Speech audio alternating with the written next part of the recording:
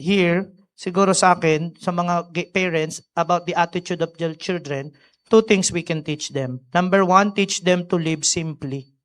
Simple living. Sabi nga, not that we cannot afford, but for them to learn or to teach them the word enough. So that they know the word enough. Hindi asa ng asa, hindi pagka hindi nabigay, magwawala na. Second, get your child used to eating what is provided for them. Kapag ayaw ng anak nyo, huwag nyong konsintihin minsan. Ayoko nito, gusto ko chicken. Ayoko nito, gusto ko hotdog. Ha? Hotdog. O, diba? Ganyan yung mga bata. Ay, ano mangyayari?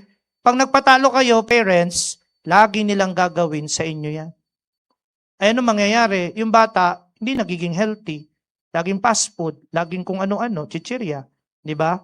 You tell them to be grateful and not to be demanding. Yes, he